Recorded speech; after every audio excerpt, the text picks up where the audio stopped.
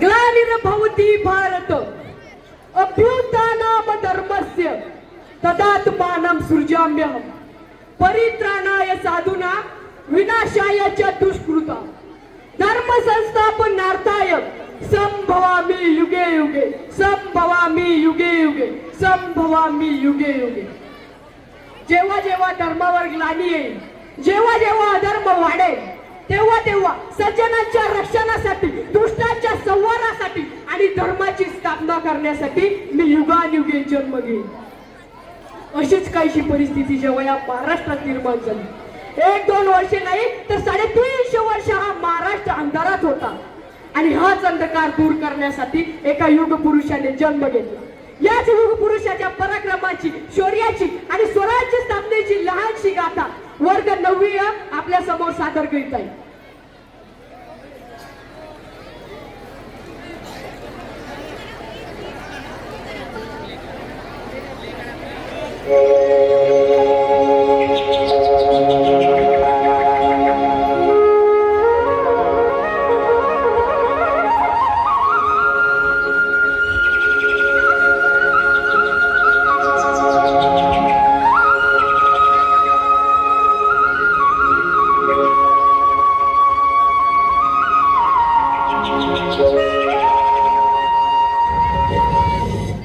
महाराष्ट्र असा सुखाने नांदत असताना एका दृष्टकाल योनाची वक्र दृष्टी महाराष्ट्रावर पडली आणि महाराष्ट्र परकीय स्वरांच्या टाचेखाली भरडला जातो।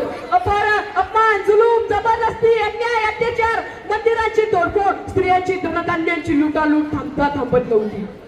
जेव्हा आपल्याच घरात गोठ्यातली गाय आणि घरातली माय असुरक्षित होते, तेव्हा आपल्याच घरातला अंधकार मनात घर करून बसतो। अशा वेळी साधू, संत, लहान, थोर, लेकी, बाई अवघा महाराष्ट्र देवाला गारानं घालतो। अरे जेजुरीच्या खंडोबा, पंढरपूरच्या विठोबा, तुळजापूरच्या भवानी आई, दारुगड दारुगड आई दारुगड।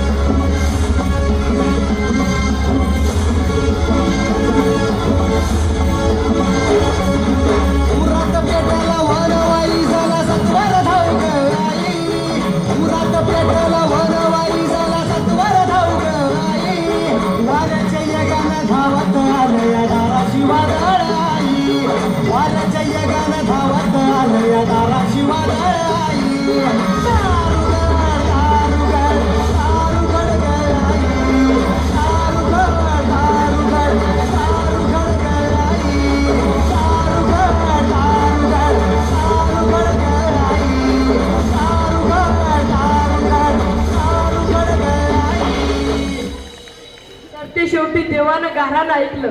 शाली वंश शके 1551 शुक्ल नाम संवत्सर उत्तरायण फाल्गुन वैद्य तृतीयेला सायंकाळी शुभलग्न उदित असता कलियुगातील नरसिंहाचा, ग्रहमंडळातील सूर्याचा, नक्षत्रातील ध्रुवाचा या समंच छत्रपती शिवरायांचा शिवनेरीवर जन्म झाला।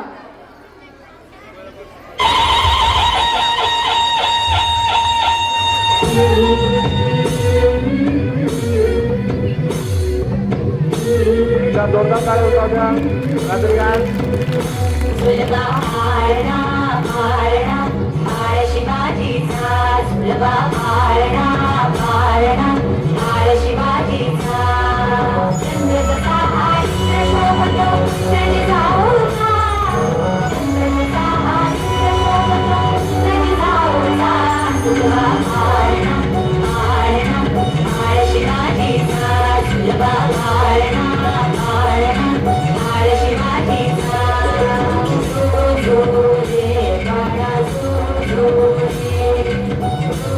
Oh,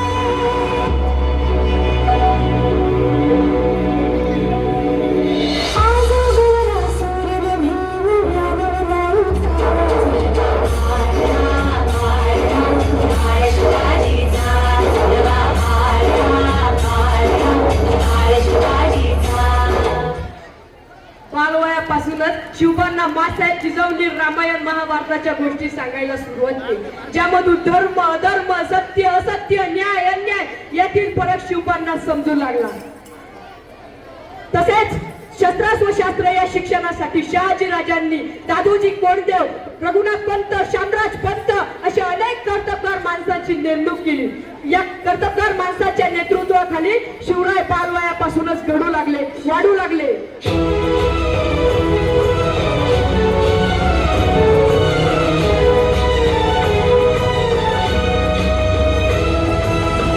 अर्जुन तुझा केशव तू तुझा हो सारथी, तुझा अर्जुन तुझा केशव तू तुझा हो सारथी, करुणी मार गनिमावर दे भूमीस आहुती, करुणी मार गनिमावर दे भूमीस आहुती, तुझा अर्जुन तुझा केशव तू तुझा हो सारथी, करुणी मार गनिमावर दे भूमीस आहुती. एकटे नेतृत्व कधीच साम्राज्य उभे करू शकत नाही. त्यासाठी तशी कर्तबगार माणसे निष्ठावंत मावळे घडवावी लागतात.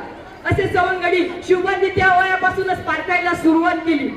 तानाजी मालुसरे, सूर्याजी काकडे, येसाजी कंत अशा अनेक सवंगड्यांसोबत शिवरायांनी शपथ घेतली स्वराज्याची, शपथ घेतली स्वराज्याच्या बांधणीची.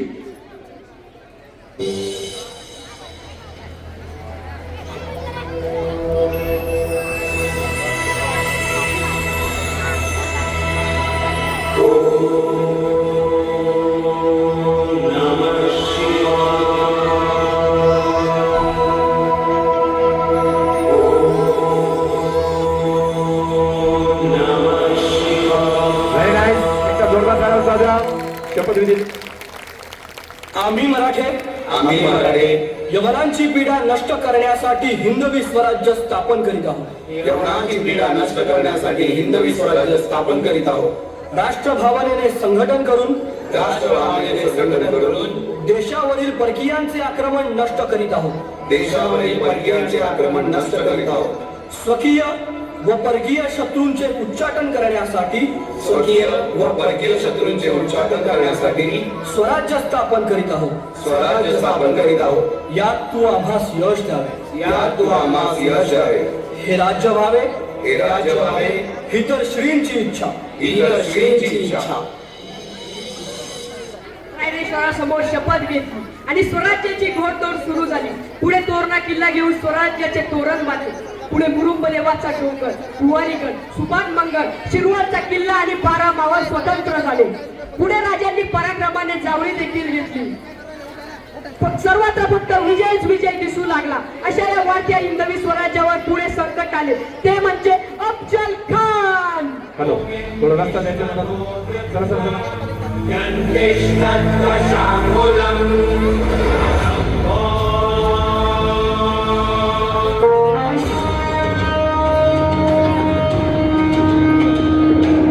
महाराजांची, शिवाजी महाराजांची कीर्ती बेफाम होती.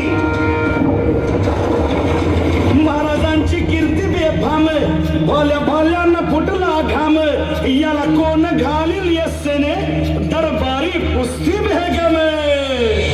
बडी बेगम म्हणजे अली आदिल शहाची आई बर का. नजरेत तिच्या अंगार दरबार झाला गपगार. कोणी घेईना पुढाकार, साऱ्यांनीच मानली हार. इतक्यात अचानक एक सरदार उठला, बोलला, हम लाएंगे शिवाजी को. आणि त्यानं विडा उचलला. नवतेच अफजल खाने, नवतेच अफजल खाने, चिता जागता जणू सहिताने. कान बोलला छाती ठोकून, शिवबाला टाकतो चिरडून.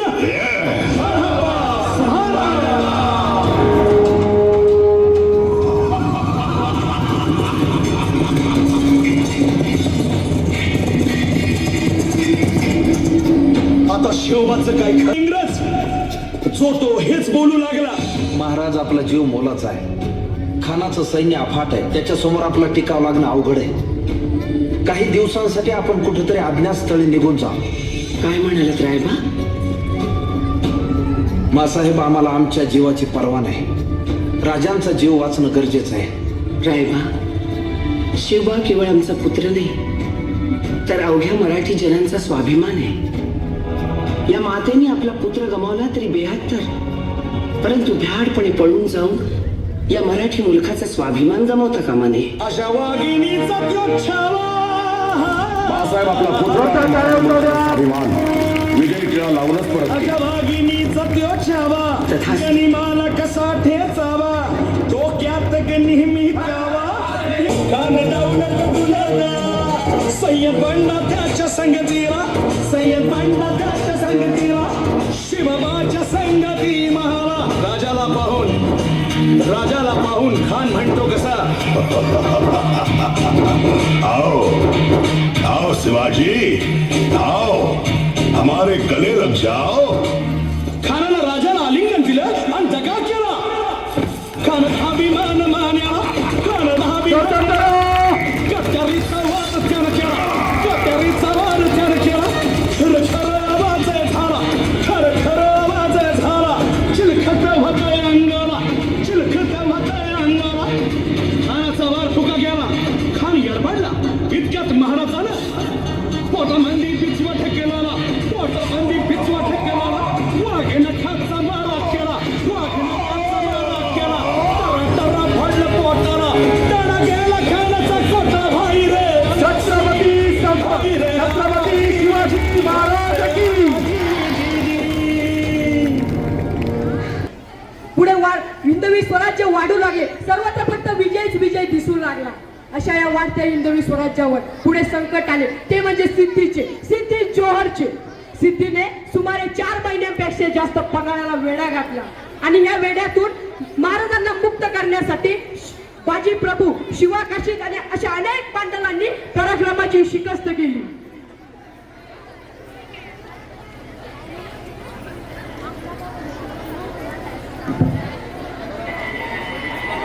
तुला रस्ता कराय म्हणत एंट्री होणार आहे. गॅप ठेवा.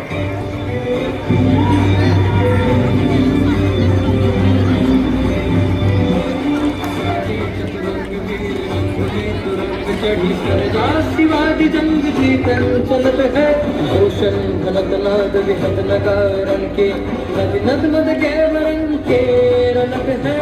फैल फैल खेल धैल झलक में गेल गेल गजन के, फैल फैल सैल सुलत है. तारा सूतरी धूलि धार में लगत जिमी था, गुड़ पार पार हरियो हलक है.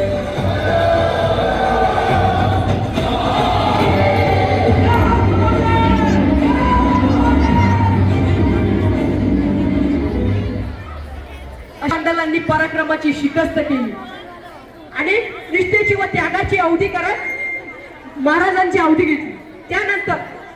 त्यानंतर प्रत्येकाने स्वराज्याच्या जिऱ्या पायऱ्या दगड बसवले, गुंडवले. महाराजांनी एक एक किल्ला घेत गेले, महाराज एक एक किल्ला घेत गेले आणि त्यानंतर या बांधलेल्या भक्कम गडावर विजयत्व धारण केलेला भगवा झेंडा चढवण्याची वेळ आली. म्हणजे महाराजांच्या, छत्रपती शिवाजी महाराजांच्या राज्याभिषेकाची. 46 वर्षाच्या काळ्या रात्रीनंतर अरुंदय झाला आणि आता वेळ आली शिवरायांच्या राज्याभिषेकाची. आता जाणता राजा राज्याभिषेकासाठी सज्ज झाला.